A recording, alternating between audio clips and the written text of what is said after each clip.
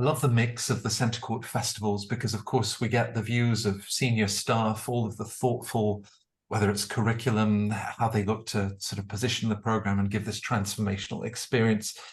But then, of course, we get to test drive all of that and talk to the students and the alumni of the programs. And the Centre Court Executive MBA Festival is no different. And I'm delighted to welcome three alums from three of the schools we just spoke with in the last session. Sam Spencer. Sam is a Director of Analytics, Research and Governance at EMCO, and she is a graduate of the Executive MBA program at the Fuqua School at Duke. Joining her, Pamela Wilson, the Executive Director. You see all these fancy job titles? That's the Exec MBA, folks. Pamela is the Executive Director of Strategy and Innovation at the US Chamber of Commerce Foundation, and she's a graduate of the McDonough School at Georgetown. And also Trey Winter, who is the Director of Business Planning and Management at AT&T. He's been at AT&T now for, 14, 15 years, took the time for the Exec MBA. So with each of them, Trey will be talking about his experience at the Goizueta School at Emory. Thank you to all three of you for joining us. Busy schedules, but of course, busy schedules is something that you're good at, right? Because you also took on the idea of going back to business school. Perhaps, Sam, we can start with you and tales of the family homemade ice cream store that were some of the best business lessons and how Fuqua had to match that. Tell us a little bit about your background and your current role. Yeah, sure. Thanks, Matt. Well, it's a pleasure to be here today. Thanks for having me. So in my Poets and Quants interview, I had mentioned my family's homemade ice cream store. I grew up working there. And every family dinner conversation was always centered around this ice cream shop, which the fun part was creating new ice cream flavors and naming them. But in a very otherwise real sense, we were always talking about like how to improve margins and where to extract more value from this small family business. And so from a young age, I knew I wanted to study business. I found finance and investments pretty quickly and knew that was just how my brain worked. So I actually started down this path of institutional investment consulting and ended up at a large investment allocator at the Oregon State Treasury, and really hadn't even had kind of business school even lingering in the back of my mind. I was loving my career, and it's funny, the pandemic actually is what spurred it for me. I found myself with a lot of free time. I had been on the road for my job quite a bit, and all of a sudden found myself not on airplanes. And so it was just like, well, what do I do with all this extra time? I always had an interest in studying leadership and management in a more classroom-oriented way. And so started poking around programs and trying to figure out what would be the right fit for me. I have always had a travel bug since I was young. And so the global executive program at Fuqua immediately stood out. So the format of the program is every 2.5 months, you travel to another country for 10 days with your Duke professors, with the program staff, with your IT team. It's like Duke gets picked up and moved around the globe. And the idea of doing that kind of on repeat every 2.5 months while you're studying all of your basic and traditional business school classes felt like the right fit. I had a very supportive employer at the time who absolutely saw the value in an MBA and really liked the idea of this format, kind of the marathon run in sprints. And so ended up at the EMBA program is how we refer to it as at Fuqua, and just graduated this past May. And I actually kind of coming out of the program was called by a prior colleague who said, hey, I saw that you were just about to graduate from this program. This is great timing. I'm designing a role around analytics, research, and governance for a real estate portfolio in Canada. You're in a global program, you have an interest in moving abroad. And I actually had been really intentionally kind of saying, for my next job, would love to make a jump abroad. So I'm at the Alberta Investment Management Company, AIMCO. We manage all of the institutional pension and foundation assets across the province of Alberta up here in Canada. So I just recently moved from Portland, Oregon to Calgary, Alberta a couple of months ago for the job. Well, we talked, Sam, about bringing the learning back to your workplace. In this case, bringing the international dimension, which is already translated to your new role. I don't know about the other panelists, but when you talked about family meal teams, and you said, at every meal, we talked about margins and marketing campaigns. I was assuming you were going to say at every meal we ate ice cream, which has to be a given, right? So those, family influences can go back a long way. And I guess, Pamela, that was the case with your parents. You were actually born at in the maternity at Georgetown, just on the doorstep of McDonough, whether that figured into your thinking. But would love to, find out a lot about the journey that you've taken and where the Georgetown Executive MBA has fit in. Sure. Well, I guess, I mean, as you're saying earlier, I guess it really did sort of come full circle in terms of I was born in Washington, D.C. and raised there by two parents who had been sort of involved in government and had decided to stay there after they moved there from somewhere else. I, sort of somewhat followed in their footsteps and had a career in government and politics for a good long while until about 5 years ago when I wound up joining the Chamber Foundation, which was a great step for me. I think that working on the public sector side of things, I had always had sort of a mission-driven psyche. And I knew that I sort of wanted to continue doing things like that. But at the same time, I always sort of felt like there's a part of government and a part of the public sector that don't really get each other. And that if you could have a more sort of well-rounded career path in terms of getting to know the other side, that it would make it easier for the two of them to converse. So I went into the private sector when I moved sort of over to the Chamber Foundation, and I was having a wonderful time there. I really have loved all of the work that they've done and all of my time that I've spent there.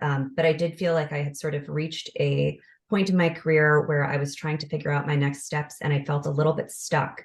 And I think that part of that was the sort of the lack of experience in the private sector, the sort of different lexicon that I had grown up with in terms of my career. And like Sam, it was the pandemic, and all of a sudden I was there sort of thinking, well, what do I do next? And got some encouragement. And so decided to apply to Georgetown, which is actually, it's the same program that our CEO went to. So there and a few other people at the Chamber. So there was obviously a strong network there and a strong presence that I thought I could benefit from. And so lo and behold, got in, decided to go, and it's been a fantastic journey. And several perhaps courses into the program, you knew that you had the understanding of your CEO because they'd been through that all before. We'll be talking later on about how to juggle family, professional commitments, and of course the studies that you've taken on. Trey, perhaps natural for Goizueta to share you with Center Court today. You were recently nominated as an outstanding alumnus of the program. And I just mentioned AT&T, but would love to find out your story and what took you to Goizueta. Absolutely. Thanks so much, Matt. Pleasure to be here today. So Trey Winter, I had the distinct privilege of graduating the Goizueta School at Emory University. And it was probably about 9 years into my professional career that I had this inflection point that, you know what, it was time. You have always said you wanted to do an MBA, Trey, and you needed to execute. And so pre-pandemic, 2018 began the journey at Goizueta. And for me, I'm the son of two entrepreneurs, small business owners. My grandparents are small business owners. Here I am going into a big corporation like AT&T. And so I grew up kind of grassroots, customer service being super important, right? How do you create that value with your client? How do you distinguish yourself locally? And then I'm trying to do that at the global level, right? With such a big brand, Fortune 10 company. And for me, I had always known how to do things the AT&T way. And so getting an MBA was to distinguish, the internal vernacular of AT&T and corporate America, and how do I balance that and challenge myself in true market conditions in a global economy. And so for me, it was nice to take the elements of being how I was brought up, right, in a small business world, and how do you balance that in, the corporate America with some additional flair. I think one of the most amazing things about a program, similar to those who've graduated under undergraduate too, you alluded to the, distinguished alumni, is that there's always a way to stay connected and continuous learning. And I think that's one of the things that really excited me is one of my mentors growing up always pushed us to, how do you challenge yourself to continuous learning? And so getting that MBA was a way to reignite some passions that maybe had fallen off as time moves on in life, but also reminded me that we can always continue to evolve and learn and be challenged. And so that's one of the things that I took away from my time at Goizueta. It's interesting that you've each introduced this idea, whether it was the lexicon or the language of public policy and government, or an entrenched culture at AT&T. You know, for all of you, this opportunity to step away, surround yourself with such a diverse group of classmates in the Executive MBA program. Now, Sam, you'd said I'd already had this interest in business. As you looked at different programs and felt that the EMBA also had the international dimension that was very exciting to you, how much were you focusing on there are new business skills I want to gain, or simply, you know, holding up a mirror through that pandemic and thinking, what do I want to learn about myself? Is there an element of that as you think about going back to school?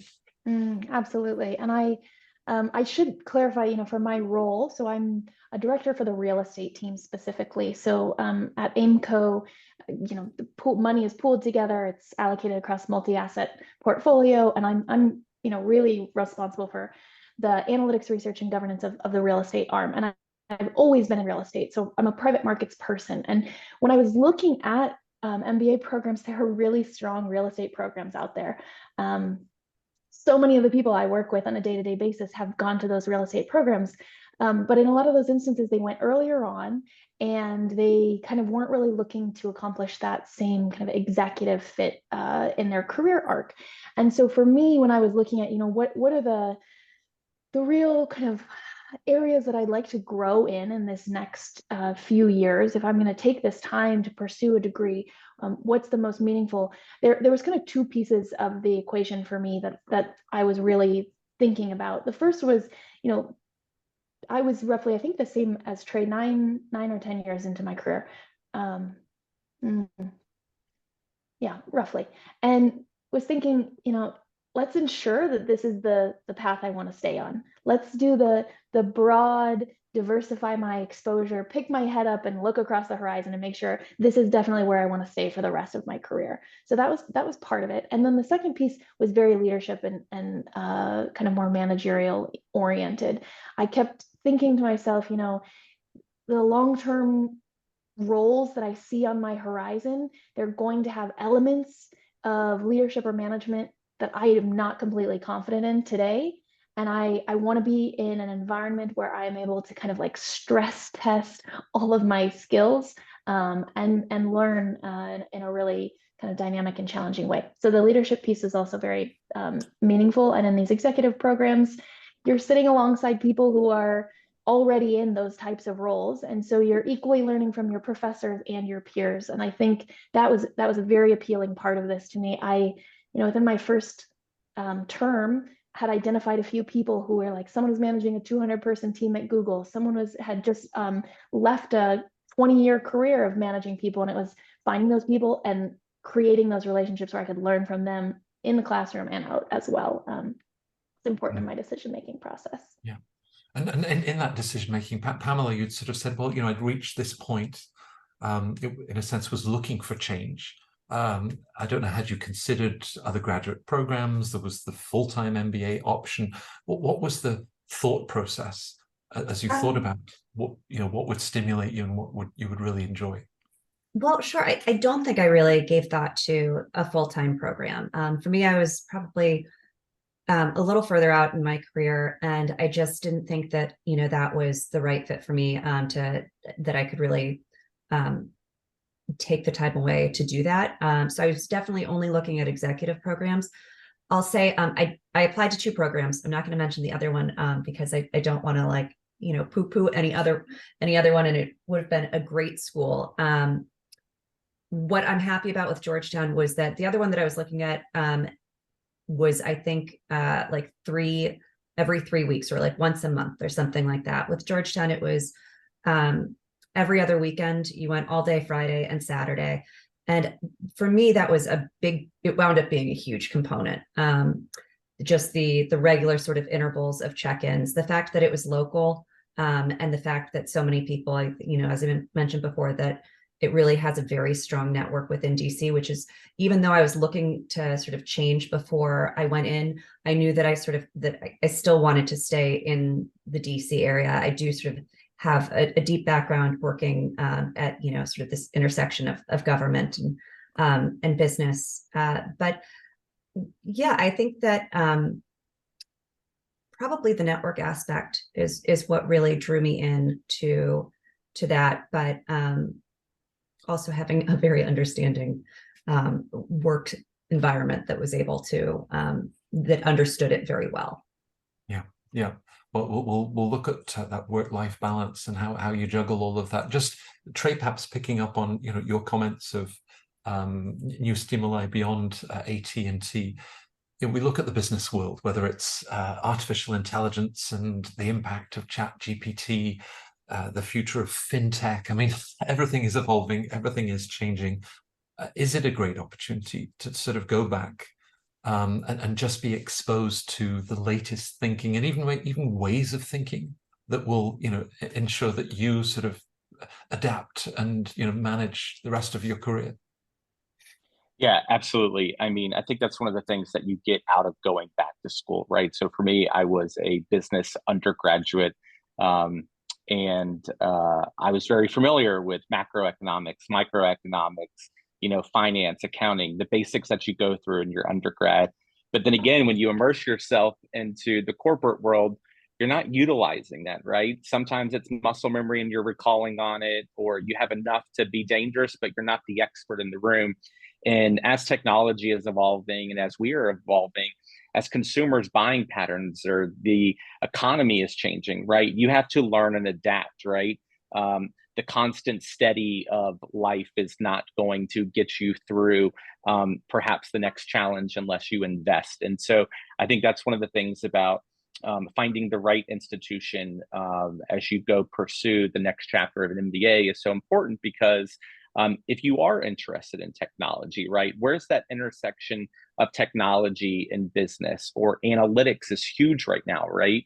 I know that for Goizueta, they're looking really into the analytics portfolio, the AI, the next level. And so how are we designing programs that coordinate with the needs of the market, right, while maintaining the other features that go along with it? And so for me personally, Goizueta had a robust offering of classes.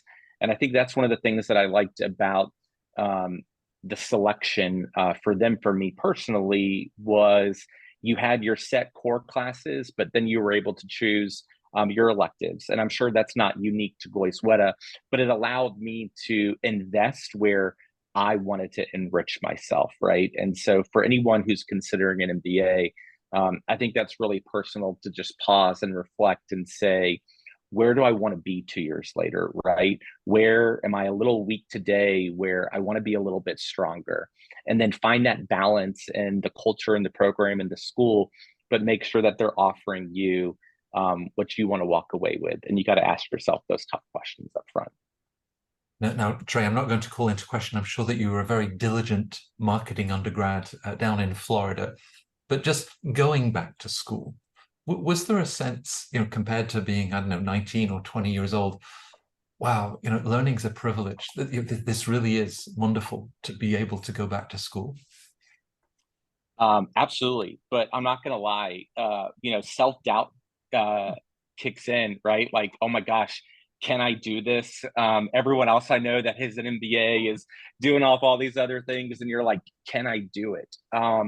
But absolutely. I mean, it truly was a privilege. And I think what's inspiring is you are sitting amongst a cohort and people who have all accepted the same challenge, right?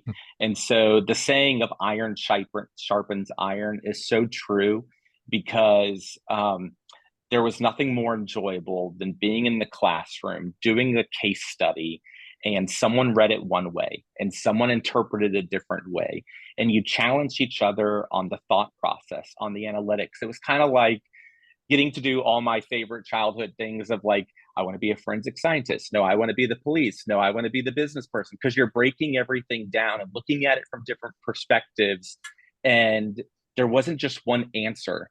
There were multiple. And so it truly was a privilege because of who I got to do it with, but also the accountability that we held for each other, right? The pushing beyond the status quo, not allowing groupthink to occur. So it really was a privilege in the sense of we were in it together. And that's very different than the corporate world sometimes. Right. Perhaps as you first step in, intimidating as you look at the accomplishments of others. Sam, you described someone, with an impressive career at Google, managing big teams. To what extent is that classroom dynamic, the professor facilitating, almost like a curator, and acknowledging the breadth and depth of experience in the class? How does that work as you're learning? Yeah, so I had some just incredible professors who had done deep dives on all of our bios before class started. So we got into that classroom setting and they were immediately identifying people like, Trey, I know you have this experience, weigh in. Pamela, I know you have this experience, weigh in. And that like pulling together of this kind of just all of these different life experiences in different organizations, in different regions. Our program was very global. So every time we flew somewhere, a big portion of our cohort was flying in from outside of the US. And so even just that global perspective that would come from people living in different parts of the world weighing in on these things was really special. And I think I went in assuming very wrongly that people would be a little bit more sharp-elbowed, and they weren't. They were there to learn, and the willingness of people to say, "Hey, this is where I messed up in my past," or "This is where I stumbled, and I this is what I learned, and I want to share that with our class so that I can help other people, avoid that same mistake." It was just, kind of some of the most spectacular insights that I gained from classroom environments where the professor was really able to kind of see through and where they could connect dots well. And at the same time, those professors have some really incredible expertise and depth of research in these areas where you would also see them push back on ideas and say, that's maybe not what the research says. Let's try to tease out why is there a difference in the practicing of business and what research is saying. And that was also very interesting. Hmm. Pamela, with this idea of everyone, sharing their personal experience, there's a level of candor and even vulnerability. For some, it's the first time they've ever had career coaching, perhaps. So how does that work? And how also, when you've got a program that's modular, or you're meeting every other few weekends, you've got these exhilarating class exchanges, and then you go back to the rest of your life. How do you keep that connection and continue to sort of learn and share with one another beyond the classroom? Well, I mean, for us, there was a lot of group work. And so I'd say there was the classroom was a great part to really get there and be there in person. But to be quite honest, we were in touch, throughout the 2 weeks that in between classes, there was rarely a day that I wasn't in touch with my classmates. Whether it was, we would have Zoom meetings to go over projects, we would, be talking online, we would be exchanging emails. So that thread was continuous. And it's a high level of work, from the very onset. And I'm sure that, that there's a joy of going back to the classroom and learning. There's also a sort of, startling aspect to all of a sudden realizing that you have to do math again. So I think that you learn pretty quickly that in order to succeed, you really are going to need to lend yourself to others and to have, to be able to lean on others. And that was a really wonderful experience. So I would say, both in terms of, my fellow students, and then, in terms of, if we're talking about career coaching, especially in our second year, we had a new career advisor that was at the school, Denise Durgan, who was just absolutely fantastic, and a crew of career coaches that were available to meet with, and they could not have been better. So kudos. For viewers, we've recorded a session with Denise, so you can get a sneak peek of what Pamela is describing. Pamela has described, Trey, the importance of having a supportive employer and even a CEO who themselves have been through the same program. Was that something that was important for you, and getting the buy-in of AT&T, not necessarily financially sponsoring, but just the time that they afforded? And at the same time, they must be getting a return from all of these great ideas that you're bringing back to work. Yeah, absolutely. You know, there's actually a unique story to this that you probably don't even know about. So one of my mentors at the company is a lifelong learner, right? And she always pushed on me about continuous learning. And I literally was finishing an interview internally, and she picked up the phone and called me as I was in the elevator, and she's like, "Did they make you the offer?" And I said, "No." And she said, "Well, I want you to come work for me." And I was at the inflection point of getting ready to accept my time at Emory. And I said, "But I got to stay in Atlanta. I can't move to Dallas." And they allowed me to be the chief of staff for this officer remote for 2 years. And I think that speaks volume, right, to your employer buying in, allowing you to travel as needed for such a critical role. But they also knew that there was an investment being made on their side. I was more comfortable because they knew where my goals were and where I wanted to attend, and being able to find that balanced optimization. And so to me, that was super important because as Pamela shared, right, for the course, you know, for me, my module was set up that it was half days on Friday, on Saturday, and then partially on Sunday, right? The weekend MBA, EMBA Executive MBA program.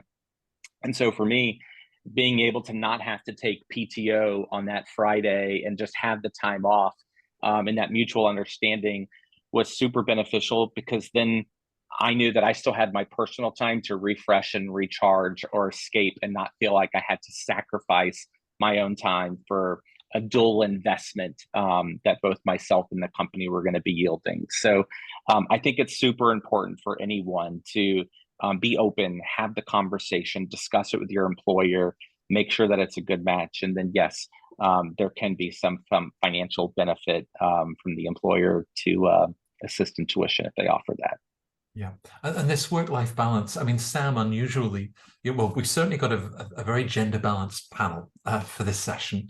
That's not always the case in the Executive MBA classroom. All three of your schools have made, you know, great strides in terms of the percentage of women in the full-time MBA program. The Exec MBA is getting there slowly. But just as you step back and think about, you know, you're bringing in the international travel component, of course, all of the studies, the sort of constant exchange that Pamela is describing. How do you juggle all of those things realistically? Yeah. So I mentioned the format of the EMBA program at Fuqua. You do every 2.5 months, you travel for 10 days. But in the interim, we had Zoom class every Saturday morning. And so I was on the West Coast so for me, that was 6 a.m. For, you know, all my classmates in the Durham area. If they were kind of more local, it was 9 a.m. And so, you know, I think the balance is more easily achieved if you are setting the right intentions from the jump. So before the program started, I started kind of broadcasting to my friends like, "Hey, I love you all. I'm not going to be as available. Please don't take that the wrong way, but I'm signing up for something really big. And, you know, I'm going to keep working full time." It's essentially like 2 full jobs. And so making sure that I wasn't going to feel any of kind of that almost emotional burden of having to step kind of a little bit back from things that I otherwise would have dedicated time to, that was really important for me. And then I think, you know, in the thick of it, this is really similar to what Pam said, but the team dynamics are everything. At Fuqua, it is Team Fuqua 100% of the time. And the structure of the terms allowed us to be in dedicated teams of 5 or 6 for 6 months at a time, sometimes a little longer, depending on the term. And that meant that you had this core group of people that you got to know incredibly well. You went through every course with, you shared all of your workload with. And, you know, in the same vein as kind of the career management coaching, there's a lot of team coaching. So you're being very intentional about saying, okay, in this dynamic, what role do I normally assume in a team? And is there someone here who is not comfortable in that role? And can we swap? Can I step out of my normal role and learn different team skills? But in the same sense, kind of just develop that relationship with those people so that it's not just professional and it's not just business school. It's also, hey, what do you have going on personally right now? We started every team meeting once a week with, hey, anybody have any like red flags for this week? And if so, let someone else jump in, because if you're just kind of only taking half the person, you're not going to really be able to fully contribute in the same way. If you're saying, we had people in our program who had just had kids, they were in like that newborn phase, and they're going to be able to contribute in different ways and at different times. And so I would say the balance part for me, it was about leading on the team and saying, hey, this week I have more time, or this next week I'm not going to have as much time, and figuring out how you can just continually cater to what's happening in everyone's lives, but also trying to set some boundaries of how much you can give outside of just you're really important. I'm still holding down a job. I'm still going through business school. I still have a family, or some close community. And apart from that, other things kind of had to give. But right. Pamela, I saw you smile as Sam was sort of waving goodbye to her friends for the next couple of years. I'll see you in 2 years. As you think about time management, prioritizing, but even the nature of a program, which presumably has those sort of ebbs and flows, it can't just be a linear intensity. How has that then helped you to think about how you prioritize and use your time? I mean, I think that Sam really hit it spot on in terms of you sort of have to learn to be very realistic with yourself about what the boundaries are. I think that, nobody goes to business school because they're an underachiever. And so you have a lot of people there who are used to giving it all, probably both at work and at home. And, I think, at the beginning, setting those boundaries and saying, okay, I'm working from 8:30 to 6:30 tonight, but I cannot work anymore for the job then, or I have 2 hours that I'm going to take during the middle of the day to do this. It's very important. And I think that what it sort of after the program allows you to do is really understand prioritization and how to work, smarter, not harder, and to just be more efficient in how you use your time. I mean, if I said to you, Pamela, with reflection, it's still fairly fresh, one of the most either unexpected or the most beneficial things that you've learned at McDonough, what would that be? I think that I came away from McDonough with a lot more self-awareness of what my skill sets were and where I can go to sort of fill in those the weaker points. And that's helped give me both confidence in my work and what I'm doing to be able to take on greater challenges there and question myself less. And at the same time, it's allowed me to have some perspective moving forward, which I think is something that for the majority of my career, and I've had, I've been so lucky in so many of the jobs that I've had, and I really found that they were exciting and rewarding and wonderful, but a lot of them sort of led up to each other almost by chance. And what this has done has enabled me to have the tools to say, these are the ways that I actually want to move forward in my career path and the goals that I want to set. And I can understand how I'm going to go about achieving them. So I think that that's been sort of the greatest reward, if not, I thought, surprisingly, I think that I just went in thinking, I'm going to learn a whole bunch. And I did, I learned a lot, but I also, the amount that I learned about myself, I guess I would find the most surprising. Yeah. Trey, as someone who's built a very successful career with a Fortune 10 company over the last 15 years, no doubt at Goizueta you had classmates, some that said, I'm going to use this to then set up my own business or, some sort of change. Have you found that with the Exec MBA, it's sort of, I don't know if it's the right word, re-energized you, or that even the relationship that you have with work where you are happy, already thriving and flourishing, it's just added an additional layer of perhaps impact and a sense of purpose to your work? Yeah, absolutely. I think that's one of the deep things that many people think about going into the program is about how do you use this as a catalyst for that next step. And for many people, that next step means either a new employer or chasing a passion, but you just didn't know how to go turn it into a business. And so one of the most beautiful things was seeing your peers in the cohort have those aha moments after a module of 3 or 4 months of studying. And then you're like, wait, you left your employer? You're opening a restaurant, like you're chasing your dreams and you're doing, and it's amazing. But it was also amazing to see the faculty really lean in with excitement and help them above and beyond the scope of the curriculum and commit themselves to the personal side of the relationship. And so it was great to see that. And I think, for myself, I certainly used it as a way to pressure test, right? Is this a viable opportunity to stay with one employer? I mean, that's crazy for an older millennial here to have been with one company my entire career, right? I've had many opportunities, but it makes you think, is there something else? Is the grass greener on the other side? But I think what it did is that it reassured me that as I explore new opportunities, I might not be an expert in artificial intelligence, but I'm a little dangerous in a lot of things. And that inquisitive nature will never leave me, right? The ability to go learn something will never stop me from achieving what I want to. And I think, again, I'll go back to a comment I made earlier about self-doubt or can I do this? I think that's one of the things that I walked away with is that I think it's an innate human element to maybe question ourselves and what we can do. But when you pause, you stop, you learn, and you invest the time and some of the time management that Sam and Pamela hit on, right? You can go do it. The MBA just kind of nudges you a little bit to show you that you can. And so, yes, I left more empowered, invigorated, excited about the future.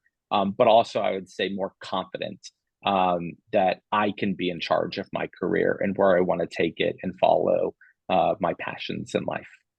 It's interesting how each of you in different ways have captured very thoughtfully and elegantly, whether it's greater levels of confidence, empowerment, almost one of the intangibles that emerges. I think one of our goals with Center Court and viewers from all over the world is to break down some of those inhibitors, some of the barriers that people, this isn't for me, or, I wouldn't fit in. If I ask each of you, and Sam, I'll start with you, perhaps the biggest myth about going back to school, and in this case, going back to business school, what was something maybe that you had in your mind and then it dissolved, proved not to be the case? Mm-hmm. Yeah, I mentioned previously my kind of misguided idea that people in business school were going to be sharp-elbowed.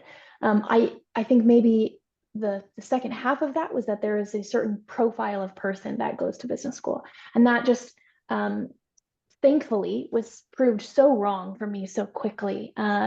The composition of my cohort was so diverse from industry perspective, stage of life, I mentioned regional, but just so many different facets. And it really just helped show like business school is for everyone. You can be in any stage of your career, and you will have something to contribute to that classroom, and you will learn something.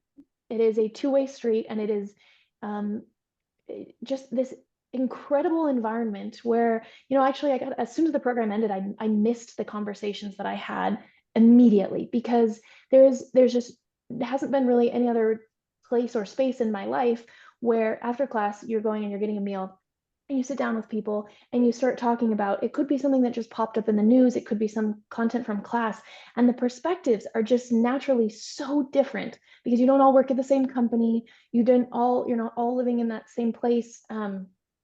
And I think, the myth that was completely blown away was just that, you have to be of a certain perspective or oriented in a certain way to be a right fit at business school. And for me, that just was not true for the GEMBA program. And the more diverse opinions, you know, the more value it felt like they contributed in that environment. Yeah. Sharp elbows is a very delicate way to put it. Pam, if I were to ask you, you know, same question of business school is the right, or some perhaps preconceived idea that you had about what the EMBA would be, and anything that comes to mind? I think that, you know, it's an idea, and I get it from a lot of people that I speak to in terms of my friends or people that I know outside of the program who say, I don't know how you did it, and I could never do it. And, you know, I think both Trey and Sam have sort of said this to some degree, which is, you know, you can. And that's sort of, it's, nobody's walking into it through the shallow end of the pool. Everybody's jumping into the deep end. And you're all learning, you know, to swim to some extent, because it is a jarring experience, but that's part of what they're teaching you there, is how to manage that type of commitment and work. And everybody is coming into it with experience that they add and contribute to sort of the entirety of your cohort, so that all of you gradually learn to, you know, lift each other up and learn from each other. But nobody is, you know, 100% prepared for what they're going into, and you should never let that hold you back. And I think that I'm so grateful for the cohort that I had. They are some of my very best friends now. So I can't say that I would have gone earlier, but I will say any self-doubt that I had about going earlier, I would try and tell people they should, you know, not let that inhibit them. Yeah. Yeah, Trey, I'm not sure that you're racked with with self-doubt. So whether it's a myth about business school or simply one of the biggest surprises to you about the experience, what would that be? You know, I'd say the myth maybe that comes to mind would be that you can't have a social life on top of having a full-time job, and then with the MBA being a full-time experience.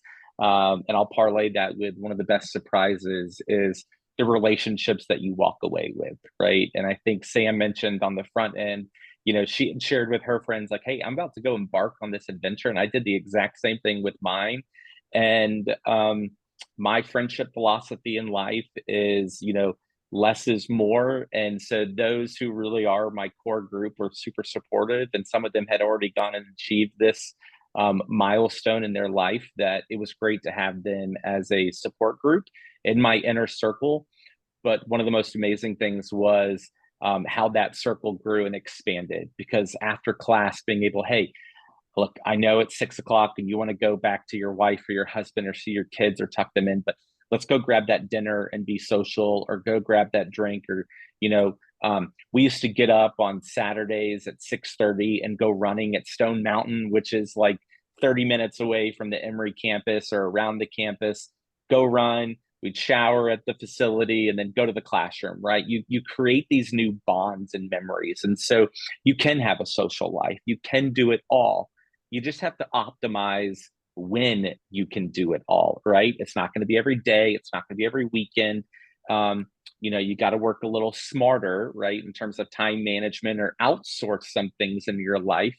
But you truly can have it all, but in a new way. And I'd say that's one of the myths of MBA school is you can have the social life, and it's actually going to push you in a new way that you haven't experienced before. And I'm sure that the schools themselves proactive, recognizing that there might be partners, you know, family members, opportunities for that wider community beyond. So I posit that the last 45 minutes is essential viewing for anybody thinking about, you know, going to one of the world's top business schools and getting their executive MBA. Just all of the thoughtfulness, and you know, you've been so honest about this experience. So my last question to each of you, and with my gratitude, if there's one thing that you would recommend to our viewers in terms of the next step, talking to alums or reach out to the school, maybe think about this just to sort of channel how they might take that first step, something that you found really useful as you were doing your research. Sam, what would that one step be? Yeah, I think speaking with alums is huge, because I had this idea of what attending an executive program would be. And until I started talking to people at different programs, I just, it's all in theory. And so speaking to an alum and just kind of, don't have to like over polish your questions. Just ask the nitty gritty questions like, would you have done it again? And, or what was the hardest part? Or what were your, the things you really struggled with in your decision? Dive into whatever it is that's holding you back. And I just would say, don't be afraid, because I definitely felt like when I started the application processes, like, maybe I should wait one more year, polish everything up, and maybe I'll be at a better place in one more year. I actually ended up applying really in late rounds, just because of the timing. And I kept thinking, oh, I don't want to look like I'm applying late. Like that's not who I am. So maybe I'll just push it back here. And I started talking to alums and just hashing through these ideas. And they were like, no. If you are ready, throw your name in right now, because if you wait a year, you're only going to get more intimidated by this idea. So I would say talk to the alums and just put all of your fears out on the table, and then make the leap. Yeah. Is there ever a right time? But the right time for you? It's Just jump definitely in. never a right time. It's just do it. Yeah. Pam, you're smiling with what Sam said, but again, you came full circle with Georgetown, McDonough, these wonderful coincidences of life. But as you thought about that first step, what would you advise to all of our viewers? I mean, I would agree that speaking with alums is a really great way to go. I certainly did that myself.